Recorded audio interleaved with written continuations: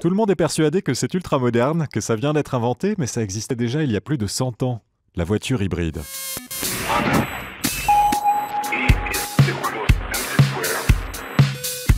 Sur le moteur à essence, il y a beaucoup à redire. Il empeste, il pollue, il fait du bruit et surtout il ne consomme qu'une toute petite partie de l'énergie fournie par l'essence, autour de 20%. Le reste, c'est de la fumée inutile. Contre lui, le moteur hybride remporte le concours haut la main. Il économise l'essence et en plus il est écologique. Hybride, ça veut dire quoi au juste?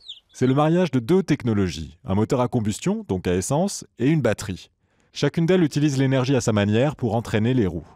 D'une part, l'essence, le moteur mélange le carburant à l'air, les comprime, les transforme en gaz et sous la pression provoquée par la combustion, actionne le piston qui fait tourner le mécanisme. D'autre part, l'électricité, dans le moteur, elle crée un champ magnétique autour du rotor qui se met alors lui aussi à tourner.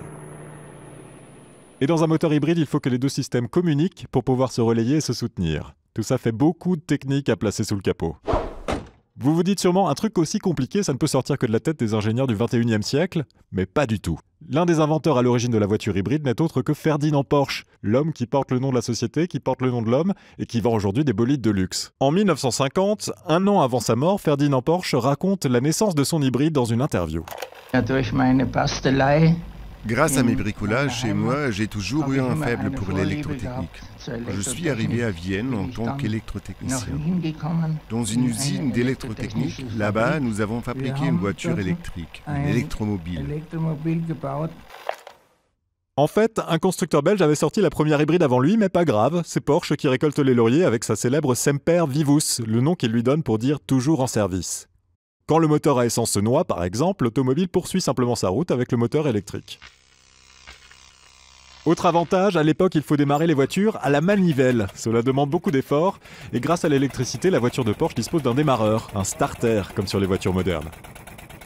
Comme sur des roulettes, on peut rouler plus longtemps, la batterie prend le relais de l'essence, par exemple pour grimper les routes de montagne.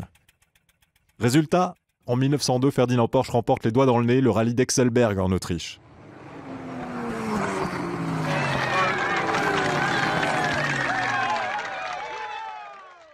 Lors des manœuvres militaires en Hongrie, l'archiduc François-Ferdinand d'Autriche, celui qui sera tué plus tard à Sarajevo, se fait conduire au front à bord d'une hybride Lahner Porsche. Et au volant, Ferdinand Porsche en personne. Pourtant, la technique ne s'impose pas et tombe même dans un certain oubli après la Seconde Guerre mondiale. Pourquoi ? C'est que son prix est exorbitant en comparaison avec les voitures essence. Et pour ne rien arranger, les voitures de l'époque ressemblent plutôt à des carrosses ouverts, ce qui est très mauvais pour la batterie. En roulant, la saleté et la poussière s'accumulent et y restent accrochées, elle finit par moisir. En plus, les routes de l'époque sont mauvaises et abîment le système électrique.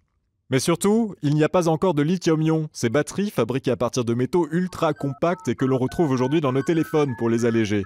Les batteries des premières voitures hybrides sont extrêmement lourdes. Et on comprend pourquoi, pendant longtemps, l'hybride n'a pas eu la cote. C'est une société japonaise, Toyota pour ne pas la nommer, qui reprend les recherches dans les années 70. Et ça tombe bien, années 70, crise du pétrole, on trouve l'idée absolument géniale de pouvoir économiser de l'essence en chargeant la batterie dans la descente. Mais même dans les années 70, les batteries ne sont pas encore assez légères et performantes, et ce n'est que 20 ans plus tard, avec les progrès faits en matière d'accumulateurs dans les années 90, que les constructeurs peuvent enfin sortir des modèles en série. Tous ont un modèle hybride à leur catalogue. Le réchauffement climatique est passé par là, l'essence c'est cher, ça produit des gaz à effet de serre, les voitures hybrides deviennent tendance. Le prix de vente a beau rester élevé, plus de 4 voitures sur 10 vendues par Toyota en France sont aujourd'hui des hybrides. Plus d'un siècle après la toujours en service de Porsche, l'hybride fait aujourd'hui partie des voitures du futur.